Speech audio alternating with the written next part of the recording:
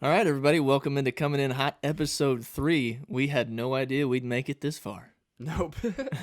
Michael Moyer here with Wyatt Hall, and we are going to break down a little football today. We got some things going on, Wyatt. We've got some Lady Tiger basketball that we're going to talk about, get you updated on that. And so a lot of things to go through today, and we're going to try to get through it as quick as possible, but a lot going on, Wyatt. Should be a good episode. I think so. Great input there. I like where you're working. Again, like I said, a lot of things going on. Girls basketball. The girls played last Friday night, their first home game of the season, and had a pretty good showing against Neosho team. Presumably a pretty good team. Of course, a lot bigger team in Neosho. And so I'm going to show you a couple of highlights of that. We get going here, and just want to share with you some of the things of the game. So first, we're starting out right at it. Ellie Daniels with a steal there early in the game. And so this is kind of the theme here. We had several steals. So Emma Johnson, a steal as well. These are turning into points for the Tigers early, so looking good early in the season. You see Kara Mori here with a three-pointer. She was 4 for 9 on the night for threes, 44%, so pretty good percentage. Again, another steal, Sierra White. So a lot of good things happening for the Tigers here. They led 25-13 at the half. Getting into the second half, Josie Adams a steal as well. This is still actually second quarter. I'm getting a little ahead of us here, Wyatt. And then Kara Mori again here with the steal. So active hands for the Tigers, and good to see that early in the season. You're going to see several threes in a row here for Kara. She was shooting lights out. She was fire. She was fire for sure Friday night. Here, another one from the corner. Again, 44% from the three-point stripe. Pretty good. Which is crazy. That's pretty crazy. So it's a good night for the Tigers. Unfortunately, in the fourth quarter, they were able to – Neosho was able to come back, and they broke that deficit, and the Tigers led the whole game till about 2 minutes left in the game. And you see some of the stats there. Neosho ends up pulling it off in the end, 46-52. But just want to point out some things that stood out to me. Free throw percentage, Wyatt, is way up from what some 77%. That's awesome. That's pretty much good on any level besides pros. For sure. And they didn't even allow Neosho to shoot many threes. You're looking at 9%, but maybe not totally indicative of how they shoot because they didn't shoot many. But team three-point percentage, 25% for the Tigers. Which isn't really bad. It could maybe improve a little bit, but then again, would Kara shoot 44%? Yeah, 44%. So that's up there. So that helped that out a lot. So it's a good first game for the Tigers. Obviously, not the result they wanted in the end.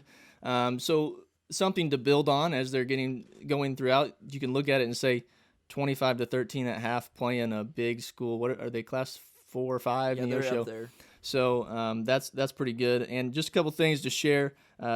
Kara Mori had 16 points on the night, so a good night. And Sierra White led the team with 18 points on the night as well, and 5 steals. So a good night for Sierra. Go ahead. We really looked athletic. We didn't look slow, out of shape. We ran fast. So, we have just the small stuff to build on. And if this is how the season goes, we were in the right position. We just got to finish the game. For sure. So, anyway, excited for what's going on with the girls team. They're going to play not this week, not Thanksgiving week, but next week in the Carthage tournament. So keep an eye out for that. We'll probably share the bracket as it comes available here in the next couple of days. So congratulations on the girls on a good showing, and I'm sure they're going to build on Friday night as well. So a lot of things going on this week. What else are we going to move to, Wyatt? Well, talking a little bit about the boys basketball game, they haven't played an official game yet, but they played a jamboree. So they beat Joplin and Mac and then lost to Neosho. But besides that, we don't really have much on them. Right. Yeah. So, obviously we're still playing football, and that's a good thing. Yeah, we get to talk about that tonight. But we are excited for the guys to be getting to start their season, play some basketball here in the next couple weeks. And just so everybody knows, the first game for the guys is going to be at the Lockwood tournament. Yep. And that's actually, I want to say it's potentially Saturday of a state championship game. Hopefully. So we'll cross our fingers. we don't want to jinx that. But so keep an eye out for that. Might be something to keep an eye on as we get closer to the next couple weeks. But then there'll be full bore from football right into basketball, no break.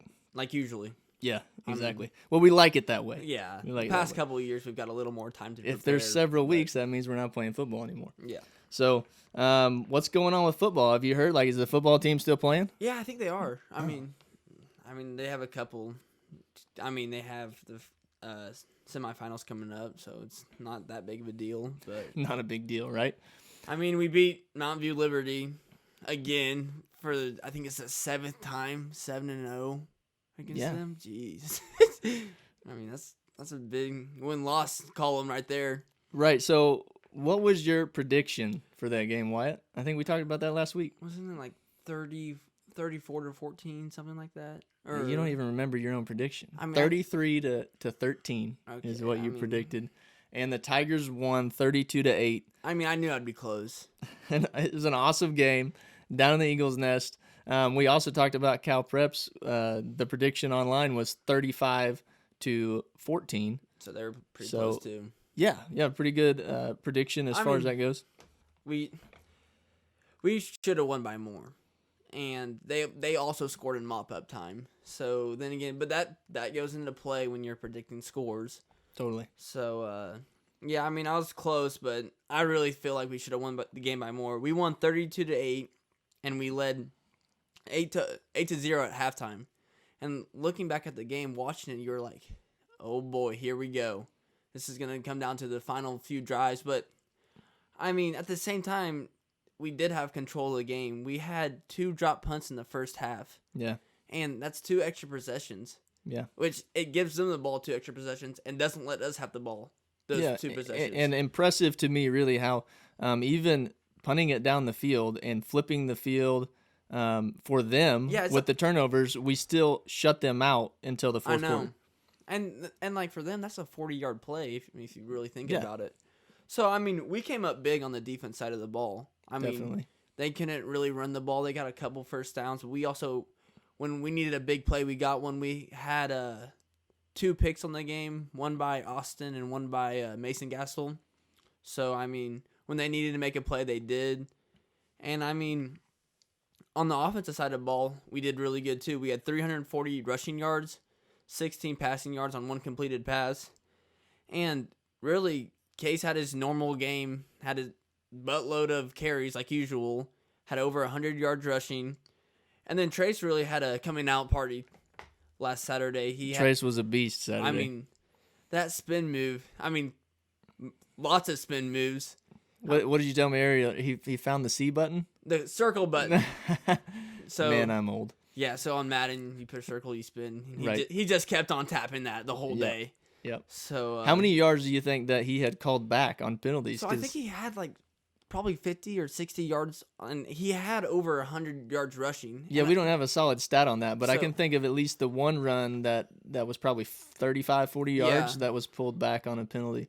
I mean, and that happens. I was talking to Trace about this last week, and he said it was a bad call. That's what they think, at least. Of course. So, I mean, if he had, I don't know what it was. I think it was blocking the back or holding. Yeah. And if it was a holding call, I mean, if they had their hands inside or right outside the numbers, inside the armpits, I mean, and you drive them back, it's a hard to call that a holding. I mean, as an offensive lineman, you're like, that's what we're taught to do. But you're right. It happens. Sometimes you're just going to get caught, even if you're doing it the right way. It just depends on how the officials see it.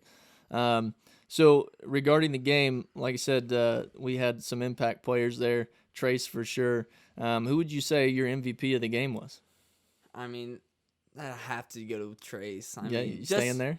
Yeah, I mean, Logan went out of the game a little early, and then Trace really stepped up. I mean, when we really needed someone, like, obviously when Logan went out, they're like, okay, don't let Case do anything because now Logan's out. And then Trace filled that spot perfectly, and and then that just let another. So by him running the ball, it let Case get some more yards because now they were focused on Trace also. So we have the semifinal game behind us. Typically in the past. Oh, 1 second. Shout out to Tucker Torbeck for catching a 2-point conversion. No doubt. We don't want to forget that. That was pretty awesome. And sometimes you see those type of plays, it just falls in your lap. But awesome job on him to have the hands to reel it in, quick hands Yeah, to be I able to grab mean it. that's one of those plays he'll look back on until he's forever, and he'll remember that play catching a 2-point conversion. I have to say, I watched the game live. The live stream. I was at deer camp this Oh, weekend. come on, Mike. I'm sorry, I wasn't at the game, but I was very I was amused by Blaine Shaw's reaction to Tucker catching the pass. The whole time Blaine was like Put his this head up. on the field. He's like, "Oh my gosh, I can't believe that it just happened." It's like, I wish it was me. So shout out to Blaine for making me laugh as well on the play. All right, Wyatt. So we've wrapped up the semifinal game. So we've got Liberty out of the way, which we always know Liberty is the big tough Feels test. good. That doesn't mean that these next potentially 2 games won't be really tough games.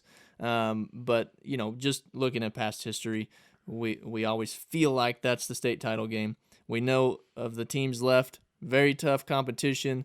So I'm going to share with you the bracket, what we're looking at as far as who we're playing. And you see here what you guys are looking at is on the left side, of course, Lamar High School versus Jefferson Festus, which is Festus, Missouri. That's South St. Louis. And then on the other side, potentially, if we are to move on, we could play Palmyra or St. Pius out of Kansas City. Those are the 1 and 2 left in the bracket. And on our side, we're the 3. We're ranked 3rd, and Jefferson Festus is ranked 4th. How do you feel about how that breaks down? So Palmyra won big last week. So I mean, looking at it, and St. Pius won 14-6 over Butler. So they played a pretty close game. Just looking at it, and Palmyra's looking at it, they're the favorites of that game. So if we were to move on, we'd probably play Palmyra. And I mean, if you want to, we can just get right into the state semifinal game against Jefferson. Yeah, absolutely. So I'm just gonna name off a few offensive starters who will be contributing to their game this week. Yeah, tell us, give us some numbers so the people listening can follow those when they watch the game on Saturday. So ironically, their QB is number 9, Drew Brees. Drew Brees, wow. I mean, how are we gonna handle that?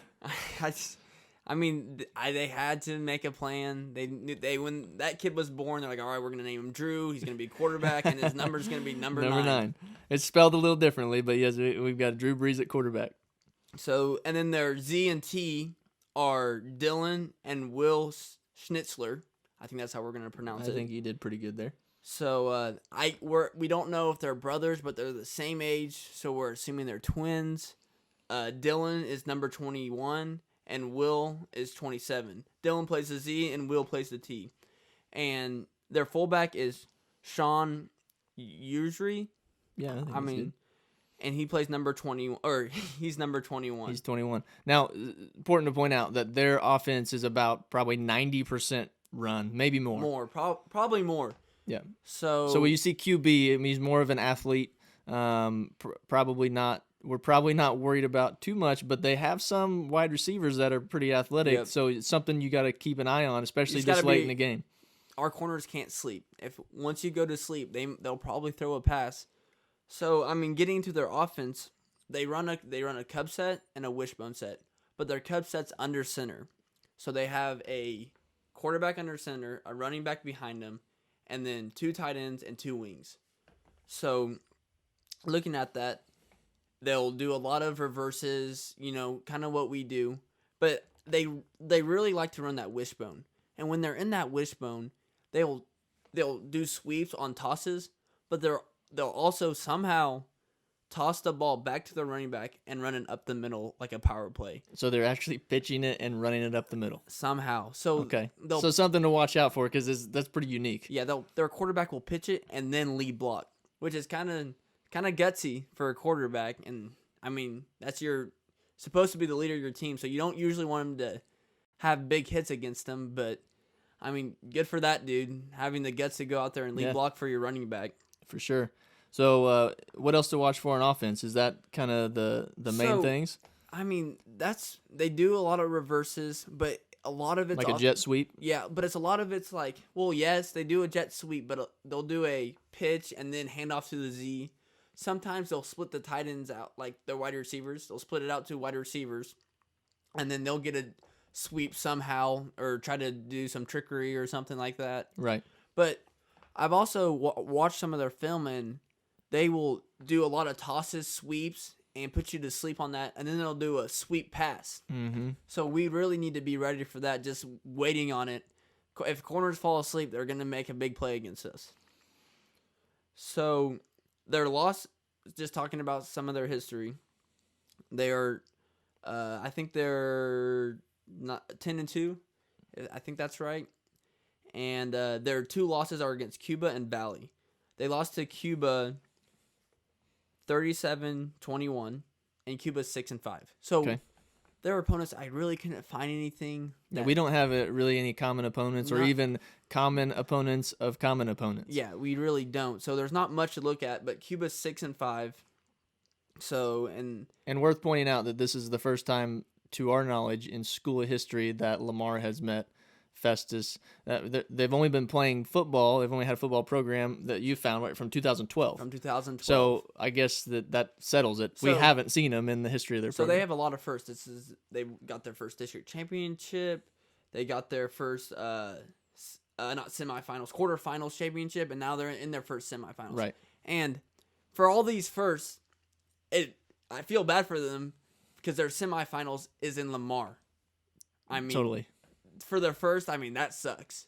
Because I would the atmosphere, yeah. I mean, I would say that our atmosphere rivals that of any in the state for sure. Yeah. I mean, if not, if it might maybe I should just say I think, in my opinion, it's the best atmosphere for a high school game in the state. Yeah, and I mean, not knowing what you're coming into has to be awful for them. Right. Because I don't like. You can look at the 7 state championships, but you don't really realize what Lamar football's about until you play them. Until you're here. Okay, we probably ought to look at the defense too. Anything you need to add on the offense real quick? I mean, no, not really. Just watch for a lot of sweeps. Yeah. Just they're going to toss the ball a lot. I mean, they still do. They're going to try to lull you to sleep. They'll do some read option type stuff, and they'll fake a handoff to the fullback or hand it off to the fullback and do an option, but not very often. But, I mean, just a lot of tosses. I mean, hopefully we can get back there before it all progresses, because you'd think if they're going to run a power play off a toss, it'll take a while. So we need to be going full speed whole game, and I don't really feel like they can do anything else. And by the way, they also lost to Valley Catholic 47-13. 47-13. Which is a big margin. Yeah. And Valley lost in the first district game in class 3. Yeah, they got moved up this year to 3. Yes. So I mean, I don't know. And the team they lost to, they didn't play all their games. you can only do so much with head-to-heads. We know that. We talked about it last week. But it's definitely something to pay attention to. We're looking at the defense. This, Wyatt, is a heavy senior-led defense. You're talking about they've got a guy on their defensive line, their tackle. His name is Ethan Deal. He's a senior, 6'3", 315. Jeez. He's kind of their bino, right? He's a big dude playing. He's going to wear 2 different numbers. So you're going to look for number 56 or 63, depending upon, I guess, maybe if he wants to be eligible receiver on the offensive side. Yeah, I don't know how that works. So 56 or 63 for Ethan Deal. And then you want to keep an eye out for Steven Stevens.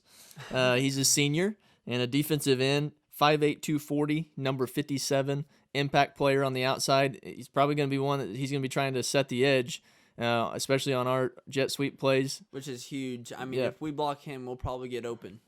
No doubt. And so you got to look out for 57. And then 2 other players that we really want to watch out for. Colton Richardson is a junior. He's 6'4", 205. Linebacker. He's number 11. So he's going to be one of the main leaders of that defense, calling some plays back there. And then I think the boss of this defense is their senior captain, Colby Ott. He's a 6 foot, 175-pound safety, and he's kind of running the show back there, number 24. So a lot of speed on that defense. And looking to slow us down as far as, and we're very similar. I mean, we're doing 80. Last week we were 84% for the season on run pass. So what are you seeing there? Well, one thing I forgot to mention about their offense. So oh my goodness. No, I know, I'm all about me. But last game they ran the ball 63 times to 0 passes. 63 to 0. So just to put that out there, but this is gonna reiterate to their defense. Don't worry. So when a team runs the ball that much, your defense wants to also be really good against another team's run game, because you don't want to be a team like, obviously if you run the ball a lot, you're a really physical team. So usually It's about controlling the clock. yeah, what usually comes with that is a really good run defensive team. Right. So they play a 4-4 and 4-3, so really run defensive formations. So we'll really need to. I mean, it's gonna be a physical game, and No doubt. it's gonna be like a Cassville, a Monette, who's gonna out physical the other. That's right. So, I mean, just looking at that, we're just gonna have to we're gonna have to push the ball and run it, and then I think a deep place will be there, because I've watched some film, and spread teams can pass the ball against them. So think about a team that runs the ball, and then passes when they're not takes expecting. a shot. Yeah, I mean, Yeah.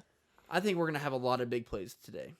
Yeah, for sure. So I'm excited to see what's going to happen this week. The game is Saturday at 3 o'clock, a little different than we usually see in Lamar. It's a home game, so we don't have to travel. A couple things before we wrap up here, Wyatt. Everybody kind of held their breath probably on Saturday when Logan went down and didn't go back into the game. So I've got a little update on that from what I'm being told, that he did kind of tweak his neck a little bit, but he's okay. Just a little sore. No damage, a little sore. Took him out as precaution, and we felt like that we could do that at that point of the game. So he may be wearing a cowboy collar or something this week. Hopefully, that'll look awesome. That would look great with the mullet. So Logan Crockett's going to be a go for Saturday. And then Robert Lawrence, you may not have known, but he did fracture his metacarpal in his hand, and will be wearing a cast, so he's going to get it wrapped up, and he's going to play with a big club. Which is really intimidating. I mean, really, that might just help him. So besides catching the ball. Yeah, no doubt. But middle linebackers don't need to minus catch that, I mean, at this point in the season, you're always banged up. And so looking at those two guys being eligible to play or being healthy enough to play is a blessing at this point. You usually got a couple guys out, so thankful that they're going to be able to play, or at least it looks that way at this point. And so what we're missing here before we wrap up, Wyatt, is we need your prediction. And then after I get your prediction, I'm going to tell you what Cal Preps thinks about this game. Man, I really do think we're going to score more than we did last week. Okay. So I'm going to say we're going to score 40 points. I'm writing this down. And they're a run team, and I can't see anyone just driving the ball every possession down our throats. I mean, as a Lamar person, I don't see it happening. So I'm going to go 40-14. 40-14. Big blowout. Big win. So Wyatt's picking the Tigers to go back and play for a state title on December 3rd. Yep. So good prediction from Wyatt. What do you think Cal Prep says about this week? Because they were pretty well spot on last week, too. I mean, I'm sure. I think they're going to say something like 34-24. Dude, have you been cheating? 34-20 is what Cal Prep says Lamar's going to win this week. So it's always fun to look at the predictions at least. Last week it was pretty close. It seems like they're usually pretty. I think somebody told me the other day that Cal Preps has like an 84% pick rate for picking the game. So that's pretty awesome. Pretty good. But anyway, again, this Saturday, 3 o'clock, Thomas M. O'Sullivan Stadium. Don't miss the game. Maybe if you're lucky enough, they might pull 3 into the booth, and we'll have Wyatt Hull with Nate and Jeff on the call. So if you can't make it out to the game's going to be streamed on Misha TV. I think it's going to be $10 again. And if you can make it, come out early, get in the stands, pack the place, and support the Tigers. For sure.